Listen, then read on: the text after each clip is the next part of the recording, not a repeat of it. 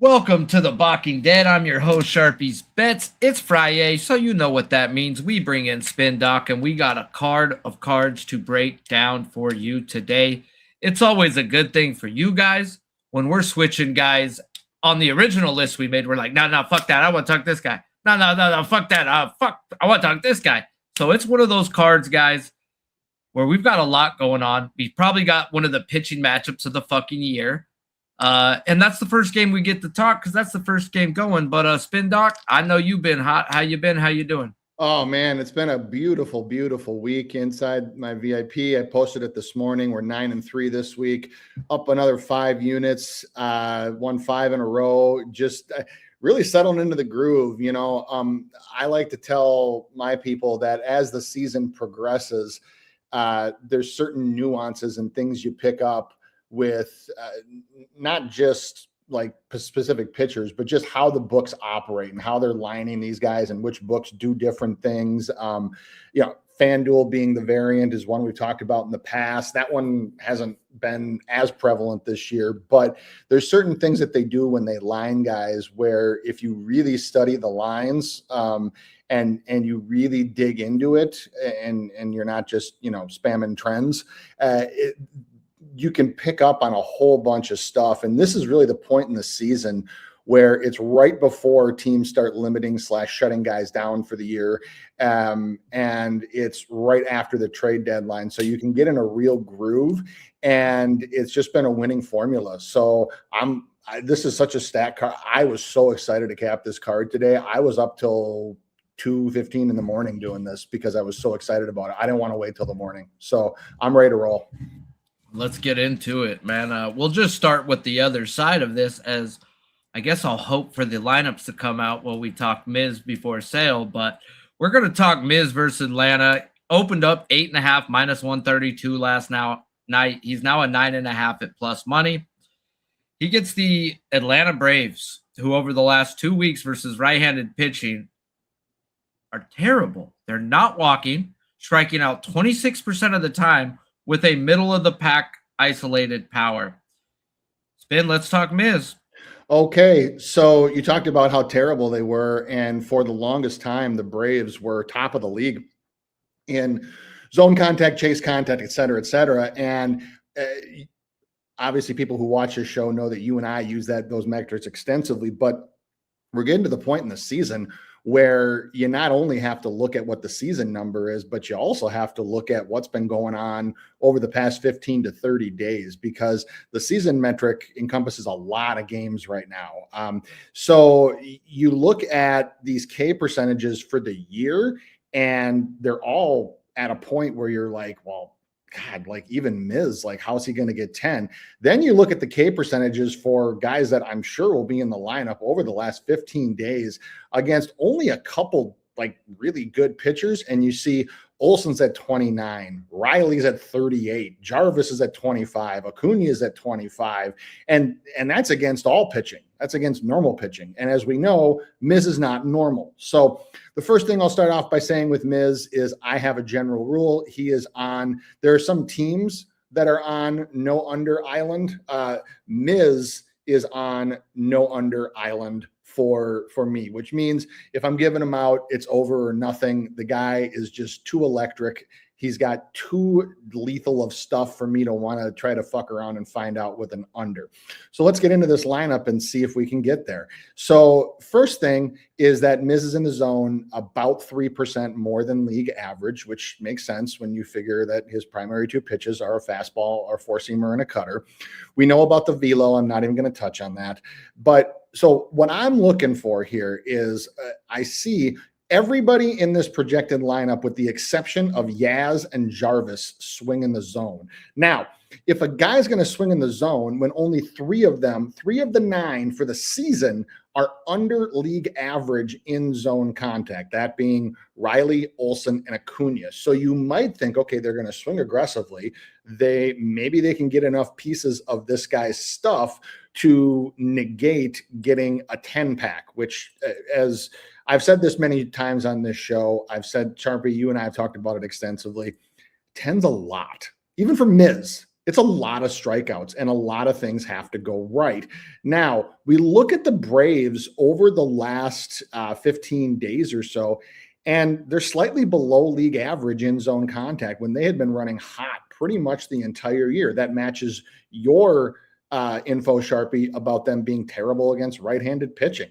And so while the season numbers look stellar, you have to grade it on a curve because recently it hasn't been that way.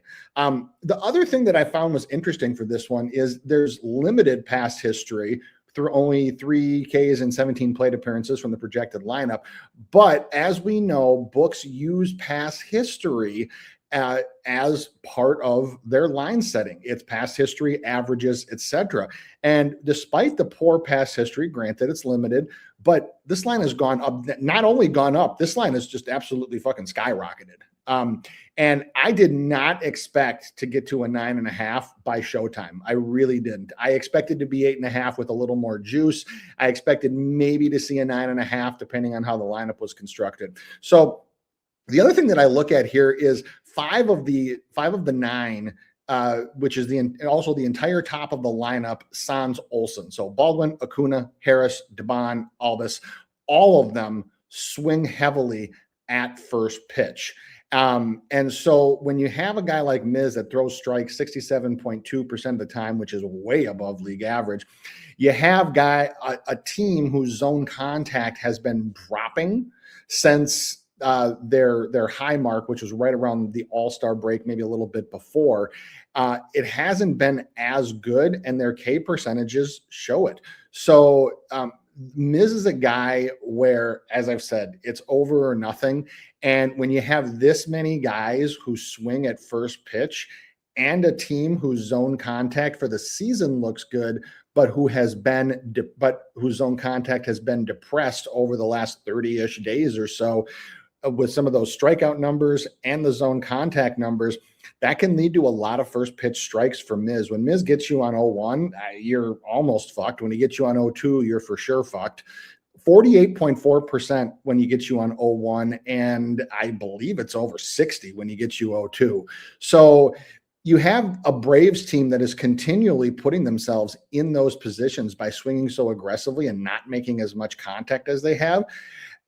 There are paths to 10 here, and it might not look like it when you look at pure strikeout rates and averages and all the stuff that, if I'm being honest, basic cappers use. When you go deeper in the metrics, there's multiple paths to 10 here.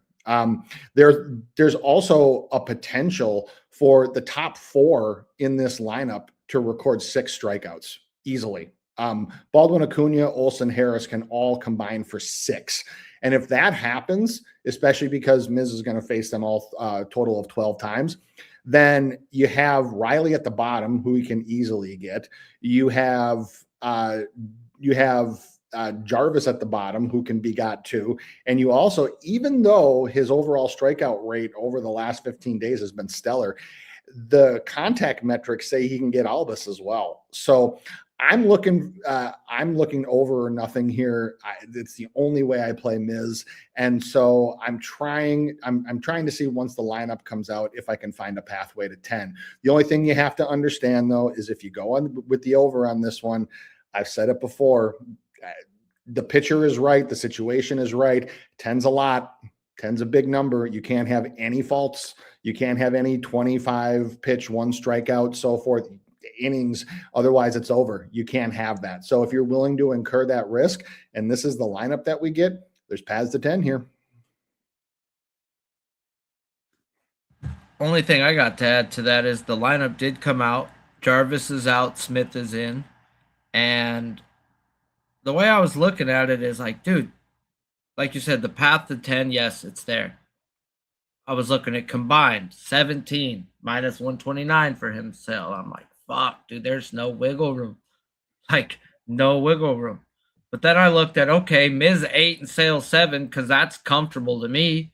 And that was minus 125. So I'm leaning there right now, but I'm also leaning Miz strikeouts first inning on DraftKings is plus 145 for 2 exact and 300 for 3. And if he gets 10, guess what? He needs at least 2 in the first fucking inning. And when we look at DraftKings, they've got the top four, like you said, Baldwin, Acuna, Olsen, Harris, all within damn near even money at a minus 140 for 2+ strikeouts. Okay, let's get it, dude. So I'm going to wait till the other lineup does come out before I pull the trigger on how I bet them. What I did bet last night was the under 4.5 first 7 at a minus 125. I have a half unit on it, and that's strictly because I got 2 fucking aces. I don't want to worry about anything else other than these 2 fucking aces. One can be on and I get there. If both are on, I cash this fucking easy.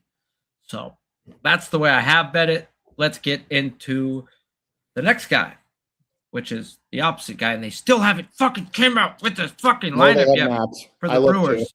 Nope, I look too. All right, guys, Sale's going to be an easy talk for me, guys. Sale at Milwaukee, pretty much same line as last night. Just took it on about 10 cents. It's 7.5 minus 115-ish, around that. I don't need to read you no bullshit. He owns this team strikeout-wise, 33% in 81 at-bats of this projected lineup. I don't think this is the lineup we get, and that's what I fucking like even more. What I mean by that is I look for zone swing percentage and zone contact with Chris Sale. It's been that simple for years now, and he pays the fucking bills. Doesn't matter if you fucking swing or take, but if you can get 6 pointing each way, there's a way to bet Chris fucking Sale with the zone contact. He throws 3 pitches in the zone equally, guys. He will fucking attack you. And we had Ornelius in the lineup versus Skubal. Put Ornelius in the lineup versus.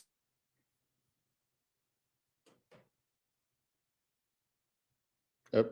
Sharpie, you froze. I don't know if anybody else can hear Sharpie, but Sharpie, you're frozen. I'll go. I don't really have a whole lot else to talk about with Sale. My comments were just going to be, whenever I look for an over on the Brewers. Add in the. Oh, sorry. What's up? Oh, you froze. I froze. You froze right after you said put Ornelius in the lineup, and which I agreed with. So sorry, go ahead. Oh, okay, cool. So at the end of the day, we got 8 people are going to take. In this projected lineup, we've got 5 that actually have good zone contact. You still cannot take versus this man with good zone contact, so I put you as a half. I've got him for 7.75 on a bad day. When we add in the pass history, it's 9.25. Chris Sale day, motherfuckers. At the end of the day, I will be looking to bet Sales K-prop. I feel a lot better about this than Miz, but then again, I ain't had Miz's number like I had Sales. Yeah, this is an easy overlook for me. Not saying I'm going to bet it yet. I need the lineup, but this was a finalist for me for an over. I always look for teams on overs against the Brewers. Is that, do they throw first pitch strike a high percentage of time? Because this is one of the highest take teams in the league. Throughout the entire season, Milwaukee has been one of the lowest first pitch swing teams in Major League Baseball. They have one of the lowest zone swing rates. They have one of the lowest chase rates. And so they're not afraid to go down 0-1, 0-2. You do that against most pitchers, and some pitchers you can be fine. You do that against Chris Sale, and you're putting yourself in a bad hole. Yep. And so the strikeout numbers that you see for Sale are not that surprising. If you go back and look at virtually any other pitcher that has faced this Brewers team multiple times and has a high first pitch strike percentage, you'll see that their strikeout numbers are typically higher than most against this team. And this is where you have to look deeper than numbers and trends, because you look at numbers and trends and you see the Brewers aren't striking out recently. Like nobody's been able to get them. I mean, shit, even Skubal couldn't get, Skubal got 7, but I know I was on it too. Skubal got 7, but it took him almost 110 pitches to do, and he didn't ramp it up till late. And there've been other guys that just haven't gotten there. And the big reason why is that first pitch strike percentage. Chris Sale has done this consistently all year. I think he's 4 or 5% above league average. And when he gets you in an 0-1 hole, it's not as good as Miz, but it's still 40% plus. you're done. And this is a team that's more than happy to take. I talked about Atlanta and how they're aggressive and want to hack and swing. So Miz is going to have to blow stuff by them on first pitch. Sale doesn't have to worry about that. All Sale has to do is just throw strikes. They'll take, and they'll put themselves in this position. And with a pitcher like Chris Sale, you do that enough times and it's inevitable. So definitely looking for Sales over here. Another thing on the over before we get to the next guy is these guys are striking out damn near 32% of the time over the last 200 plate appearances versus lefties, but they are hitting the ball. And I want you to hit the ball versus Chris Sale. I want runners on second or third. Like that's where this man goes to look for the kill. I versus the Diamondbacks. We got our 7, but he got 8 motherfucking 9 too because there was a runner on second. This dude does his best work strikeout-wise when there are runners in scoring position. He does want to go deep. That is his game plan. He's going to attack the zone. So, yeah, it's Sale day, bitches. Yeah.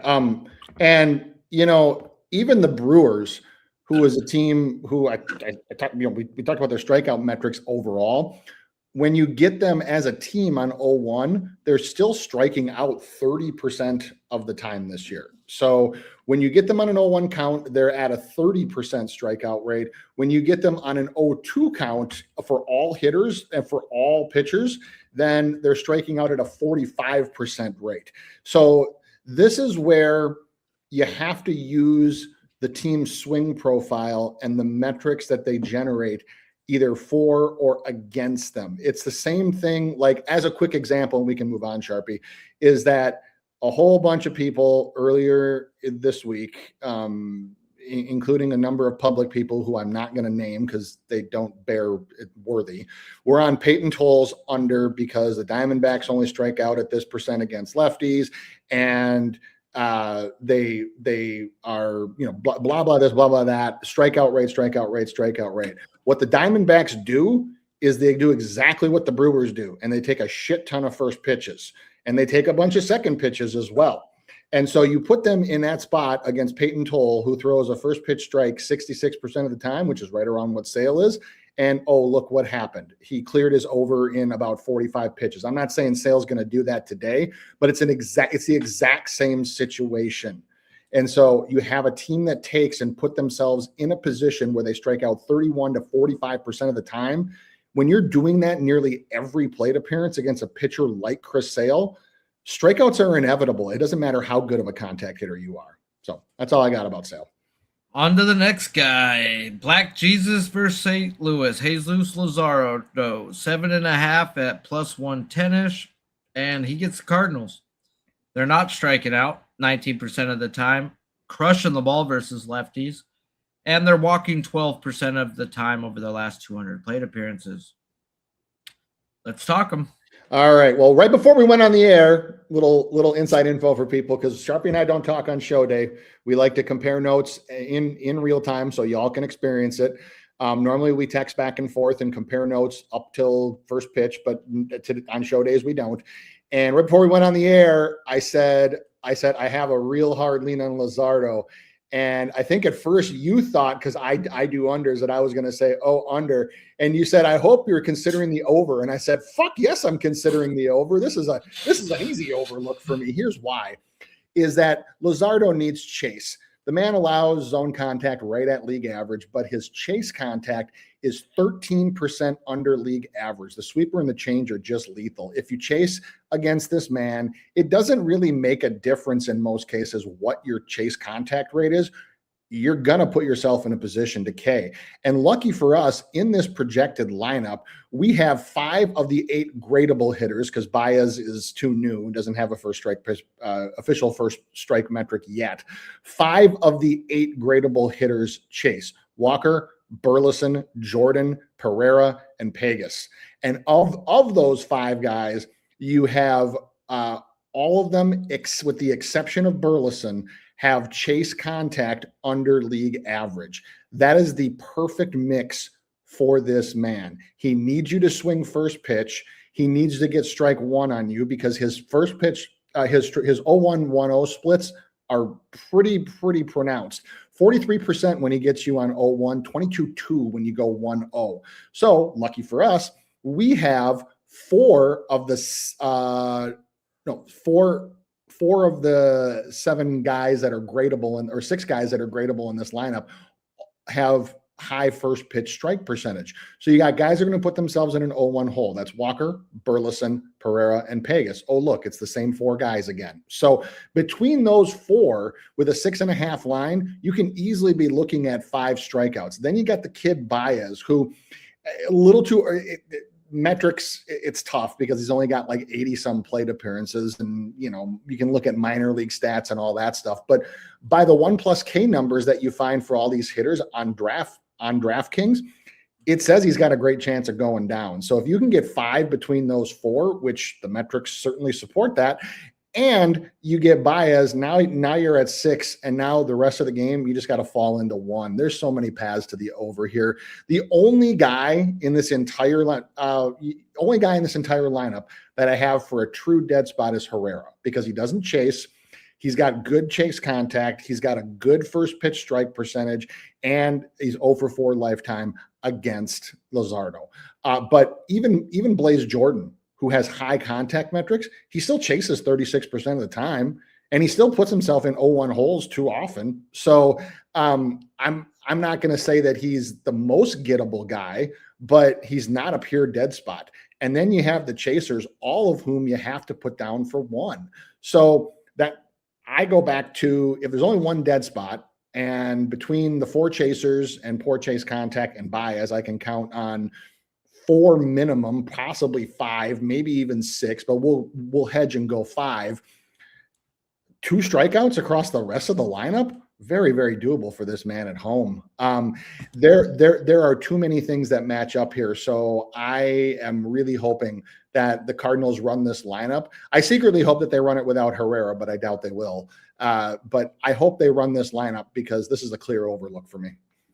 Okay, the only thing I got to add to that is Luzardo's a 7.5, bro. They're not even giving love versus the Cardinals. Nope. That is crazy. The second is the 2 highest people to K on DraftKings today are the 2 dead spots that I have, which is Weatherholt, Herrera. So if they're telling me they go down today, what the fuck happens, bro? Like, come on. I got Win too as a dead spot, but if they're saying Weatherholt and Herrera goes down today, I've got everybody else going down besides Win. That's like 8, 9, and that plus money. The books are pointing their way. And like you said, I don't got much else to say metric wise. My shit matches what you said. Everything says green on Walker, Burleson, Baez, Jordan, Pereira, and Pages. It says fire away. So well, and to your point, even if he gets 1 for all those guys, which if he's doing what the line says he's going to do, he's probably getting 1 of them at least twice. So you got 5 to 6 there. And if you only have 1, maybe 2 dead spots, you got to fall into 2 more Ks. The rest of there's way too much here for a guy at home. And to your point, for a team not getting the usual K bump down that they typically get against most opponents. Yes, sir. Let's get into the next game, which happens to be 2 pitchers pitching in the same game. We're going to go Demmers at Texas. And, man, I didn't think I was going to talk me some Demmers today. But then I started looking at the fucking trash-ass Rangers. Yeah. And I'm like, bro, I'm going to go back to the old Sharpie special this year, bro, and that's trusting the Angels bullpen. So let's talk about it. Detmers gets the Rangers for striking out just 22% of the time, middle of the pack ISO, yet walking. He's a guy who throws 4% first pitch strike, better than league average. When he gets you 0-1, it's 37.5% of the time he strikes you out compared to 25.5 1-0. He's in the zone 1% better than league average with some really fucking good chase contact. Damn near on the verge of super elite. So I get into the metrics, guys, and do you take pitches, first pitch? Do you have bad zone contact? And then will you swing? Are you going to just swing for this man's chase contact? I've got a whole lot of oh my fucking god in this lineup, guys. And then you take in the past history to boot, 92 at bats, 32 strikeouts, 35% of the fucking time. Now is the line right? That's where I gotta go back and look like, dude, what the fuck? Does this match the past history? Because I don't know what he's done last 10 personally. I didn't really look at that, but right now that's drawing me a red flag, like popping into my head, like, uh-oh, last 10. If you're talking 7 plus in last 10, is that what you're asking? How many times has he Four. hit it? One, two, Four. three. Okay, so that would be plus 120. Which Taking past history would be like minus 110. So it's close. I'm not perfect, but it's still not where I'd put it, but yep. It's still bettable. Okay, cool. Yep. All right. But still, though, he's been a 6.5. He was a 6.5 versus them a few weeks ago and didn't get it. So the line's right. Cool. He landed on 6. And what happened that game? I bet the same bet that I'm probably going to fucking bet today, guys. And that's going to be the Angels team total strikeouts over. As when we get into the metrics, 7 of the projected 9 are bad at zone contact. We have a guy who's going to be in the zone better than league average. And then when he's not in the zone, he's got near Luzardo-esque fucking, he's like 3% from Luzardo, but his chase contact is up there, guys. And then we got 6 of the 9 are going to fucking swing out the zone as well. This to me is all 9 are going to take first pitch, league average or better. Like this all tells me this man is going to come in and fucking fire away today. And how does he not get it? He gets hit hard like he did last time. And I'm going to take the team total strikeouts, not because, oh, what if he gets hit hard? No, he could carry it. He could have fucking 9 through 6, and I only need 2 from the bullpen. But at the end of the day, I have the highest strikeout to walk percentage over the last month in the Angels bullpen. They are going to pound the fucking zone versus you and not walk you. That's what it tells me. And you do that versus this zone contact. Reed can get 6 through 6 and I'll still cash with the bullpen. Reed could have a fucking day and I don't got to sweat the bullpen. Reed can get hammered and I can still have a chance. There's just too many ways to back it with this bullpen and this pitcher combination. So I will be on the Angels team total strikeouts over, but I do want to wait for lineups just to be safe. Yeah, the only thing I'd say about Demmers, which held me back from looking really hard at his over, was the fact that he hasn't had as much success in Texas. He's actually made multiple starts there in his career, 7 to be exact, and only has his strikeout rate is only 25%. And I say only because for some pitchers that's actually good, but for guys we talk about on this show, that's actually not that great. And it's also a few percentage points under his season average and even under some of his road performances. So Texas just hasn't been the best place for Demmers. I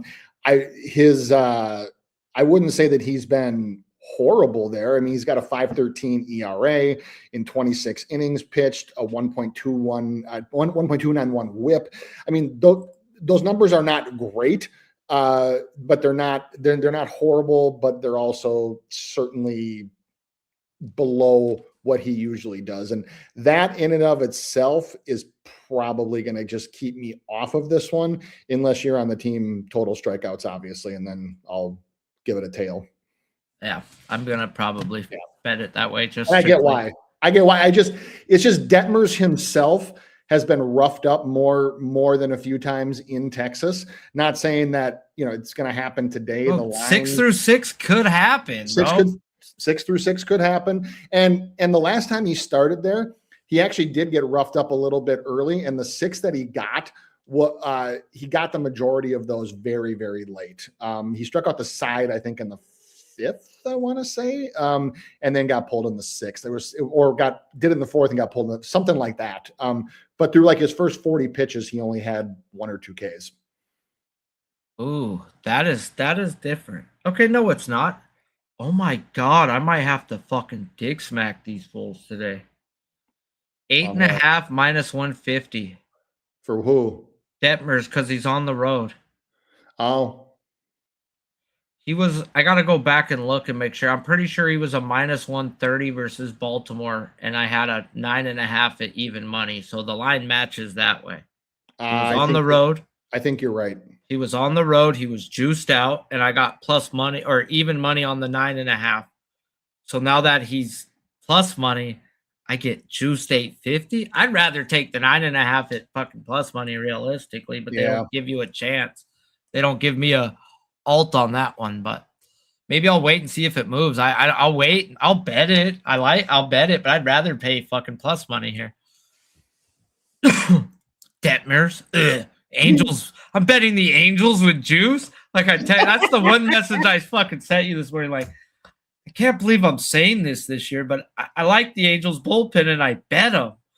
Like, all right, let's get into the other side of this before we get into the last guy on the board, which fuck, I love Yoshi. Gore versus Wheel. I love everybody today. Oh, I don't know if that's a good thing. I know. We're gonna have my VIP. I'm like, we're gonna have so many units in play tonight. Yeah, God willing, we have us a day. Gore gets the Angels. They're not hitting 0.97 ISO over the last 200 plate appearances. They're not walking, and they're striking out 23% of the time. He's a minus 120 to the 6.5.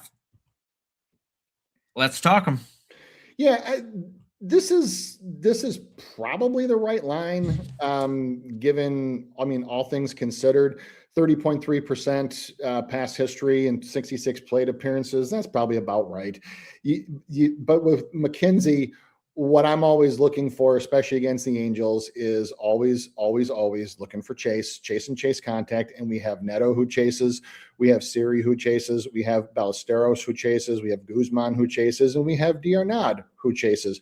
We also have 6 of the 9 projected, with the only exceptions being Chaniel, Ballesteros barely, and Guzman just barely. So you have 2 guys at league average, only 1 guy with good chase contact in Chaniel, and all the rest of them suck a whole bunch of ass.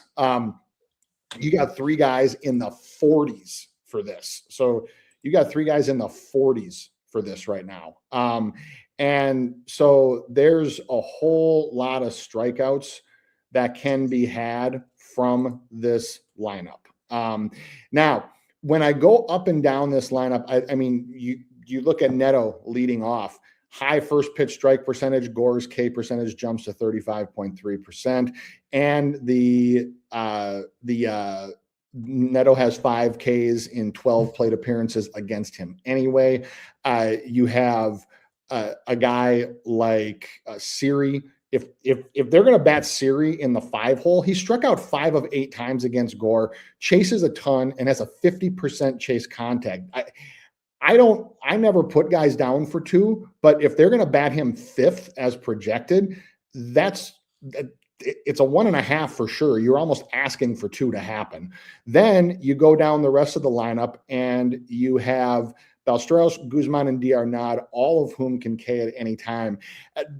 There's just no way you can even look under here. I don't know if I'm going to be able to get to the over on this one, but I certainly don't want the under. There is just way too much chase in this lineup. Yeah, to go with the needing the chase on 3-2 counts, he's walking people damn near 40% of the time compared to striking them out 29% of the time. Like, he needs you to fucking chase. And dude, oh my gosh, this is another lineup that just shows fire. He's gonna die. Neto is just as bad as Siri, who's just as bad as fucking D'Arnaud. Granted, D'Arnaud's only struck out 2 of 10, but the metrics say this motherfucker's going down today, and he should go down almost every time he sees him. He has his worst chase contact of his career. Okay, there's 2 guys within 0.5% of league average and 1 better than league average in this lineup out of all the guys that are going to chase. So it's over or not. Shows 3 potential dead spots. Trout, Chenal, Meckler. Does Meckler even get in the lineup versus a lefty today? I don't know. It's over or nothing. Dude, I may have to look at the Texas. No, Texas bullpen sucks. I know every time I try to lean on like a Texas full game I'm like, oh, 17%? What the fuck is this? Yeah, they're bad. So, yeah, it might be actually a Gore and Demmers together. I don't know. I got to stop trying to get cute. I'm definitely got to just bet the Angels. Zone contact is so bad. But Gore, I've got Gore for 7.5 on a bad day, especially the way they've got it with Neto and Siri in the top 5. Like, that is a guaranteed 3 from them. It could be 5. Like realistically. Mm-hmm. So, yeah, it's over or nothing, I think, for damn near everybody. I don't think we've ever done that, bro. If you talk to 5 people today, it's over, it's over, it's over, it's over, it's over. That's what happens when you're talking the type of guys we are. Let's fucking end it with what I've only bet him once this year and I've lost. And it was a lesson that I should have fucking known, but I still bet it because it was my guy. And it was the first time it came up. And that was Yoshi Yamamoto versus a team with 6 guys that are bad at zone contact. And it was the Orioles.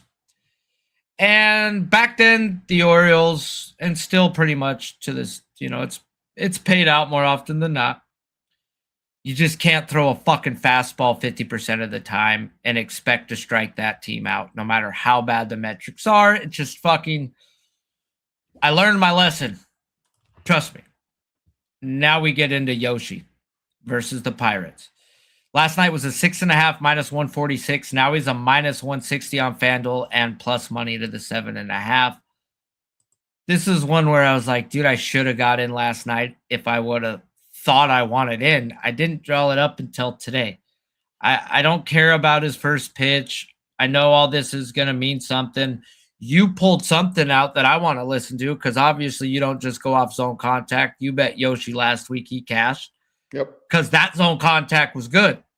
There was like 5 guys who had good zone contact in that lineup. Mm-hmm. And I was like, I don't want them to do it. I'm cool. You went out there and it was an easy one. I wait for zone contact, bro. And oh my God, is it here? There's 2 guys better than league average, 3 that are within 0.5% of league average, and the rest are bad. So I have 2 guys that are better than a league average by more than 0.5% in this projected lineup. This is the spot, dude. I need to hammer Yoshi. I wish it wasn't as juiced out at that 7.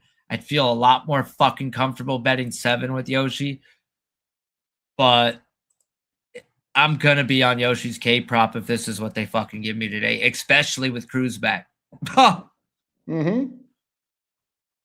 I can't argue with anything with that one. I mean, I know it's been the theme of the day, but it's over or nothing. It's over or nothing. I think it's almost over or nothing for nearly all these guys. Yeah. If you're betting under on these guys today, you're hoping they get hit. And if it's nothing on a few of them, I'm okay with that too. Yeah. I'm not willing with any of these guys that we talked about today in the situations that they're in with the way they're lined. I don't think that I'm willing to even attempt an under on any of them. No, that's an awesome comment. That's such an awesome comment. I fucking died laughing too before I seen your response, bro. I was like, oh my God, awesome. Bro. That's a comment that gets pulled up on this show. This is wilding out, fellas. I keep refreshing, hoping to see a lineup, and I haven't seen it come out yet. It's okay though. Oh, it's out. Okay, we got Laura, Pratt, Ortiz, Sanchez, Bow. It's pretty much the same guys, just switched around. Laura's flipped to the bottom. Ortiz gets moved to where Laura was at. Other than that, everything's the same. Okay. It sure looks like enough to me. Yeah. I gotta fuck. I mean, I hate the fact that there is that much zone contact. There's just too much take. And the other thing is when you look at first pitch swing percentage across this lineup, you have let's see, Chorio's average, Terang is slightly under average, Contreras is average, Vaughn is way under, Bowers is average, Sanchez is way under, Ortiz is under, Pratt's way under, and Lara is way under. So you have what, 5, 6 of the guys that take first pitch, including 2 that take that have under 20% first pitch swing percentages. All right, yeah. I don't see any other way. I'll be on it. Yeah. I just don't know if I want to bet Miz too. Or am I the pie hole that leaves Miz alone? Miz goes and gets fucking like 25. 13. Yeah. Yeah. And Sale goes out and fucking gets fucking 7. But dude, you know what? If I could have one pitcher in baseball and me need one strikeout, it's been Chris Sale for me more often than not, who gets that fucking strikeout for me. Like, he does it. He knows it's the end of the line. Empty the gas tank. I'm not coming back out. And he does. And he does. It is so crazy the number of times that I've seen that dude be at like a 7.5 and go from like 4 to 8 in his last 35 pitches because he knows it's the end. And it's just like, and it's just crazy because he'll be running at like 94 to 96 on his 4-seamer and sinker. And then it's all of a sudden like, fuck you 97, fuck you 98. Oh, by the way, here's 99 to end it. And then it's funny because like you hear some announcers talk about like, oh, where did he pull that from? It's like, it's because he saves it, because he pitches efficiently, because he's a pitcher. You ready for this, bro? Noli sent me this 2 weeks ago, and I had to go check it on StatCast just to back check it. Yeah. Highest velocity ever for Chris Sale. He's been averaging 96.1 and turning it up to 99. Oh, I believe it. He used to be 92, 93, turned it up to 96. He's getting stronger, this old fucking man, bro. This old man is getting strong, bro. He's averaging 96 this year for the first time ever. And then he turns it up to 99. It's a beautiful thing. SpinDoc, let them know what you got going on, where they can find you, as today seems like a fucking beautiful day. Yes, indeed. So Win the Day VIP, Win the Day HQ, got a whole bunch of free football and fantasy football content that's out there already. Check that out. You obviously follow me at SpinDocSports. Win the Day VIP. I already told you we're 9-3 this week. We've been rolling in August, and this is the sweet spot of the year. This is right before the first couple weeks of September. That's when guys start getting shut down and limited and whatever. So we still got a couple weeks left in the sweet spot. Hit me up. I'd love to help you get in. We're printing money and certainly plan to do it again today. Yes, sir. And God, I love when football comes, because then they stop caring about the baseball. Yes, they lines. do. You get a lot better lines, fellas. Let me tell you. Oh, yes, you do. All right, fellas. Until next time, I'm Sharpie. He's SpinDoc. It's time to go to work, and God willing, we make us some cash today.